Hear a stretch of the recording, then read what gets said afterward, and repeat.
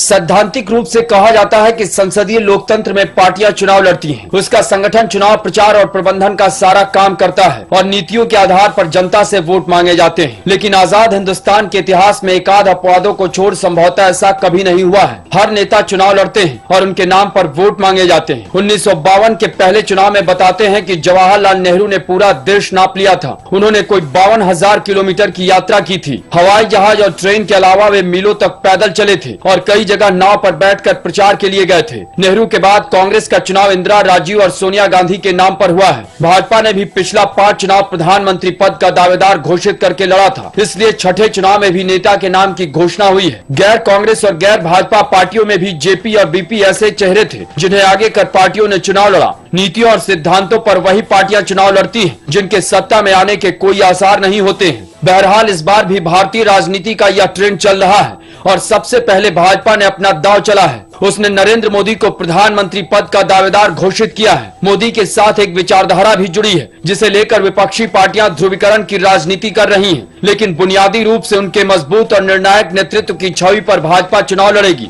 ऐसे में कांग्रेस के लिए यह चुनौती है कि वह मोदी के मुकाबले कोई चेहरा उतार कर चुनौती दे या सामूहिक नेतृत्व में चुनाव लड़ने की बात करे। मौजूदा हालात का इशारा यह है कि कांग्रेस को भी मोदी से मुकाबले के लिए कोई न कोई चेहरा पेश करना होगा। अगर कांग्रेस मोदी को विचारधारा के आधार पर चुनौती देना चाहती है, तब भी उनसे मुकाबले की विचारधारा के प्रतिनिधि चेहरे के तौर पर किसी नेता को आगे करना होगा। कांग्रेस ने अपने स्तर पर इसकी कोशिश शुरू कर दी है। राहुल गांधी को समावेशी, सहिष्णु, गरीब परस्त राजनीति के प्रतीक चेहरे के तौर पर तैयार किया जा रहा है। मोदी के मुकाबले उनका कंट्रास्ट बनाया जा रहा है। कांग्रेस यह प्रचार कर रही है कि मोदी का व्यक्तित्व विभाजनकारी है, जबकि राहुल का समावेशी। मोदी का विकास चंद लोगों की तरक्की सुनिश्चित करने वाला है, जबकि राहुल की सोच आम आदमी की मजबूती में है। मोदी अपने को देश व अपनी पार्टी पर आरोपित कर रहे हैं, जबकि राहुल को देश के लोग पसंद कर रहे हैं। इस तरह के कंट्रास्ट कांग्रेस नेताओं ने कई बार बनाए हैं, लेकिन अभी कांग्रेस यह नहीं तय कर पाई है कि मोदी के मुकाबले राहुल गांधी को या किसी और को पेश किया जाएगा या नहीं। ऐसे में मोदी को अभी एडवांटेज मिली हुई दिख रही है। वे अपने भाषणों से एजेंडा सेट कर रहे हैं और अपने को मजबूत, दमदार नेता के तौर पर स्थापित कर रहे हैं। इसलिए कांग्रेस को अपना चेहरा प्रोजेक्ट करने में देरी नहीं करनी चाहिए। आखिर राज्यों में उसने चेहरे प्रोजेक्ट किए हुए हैं।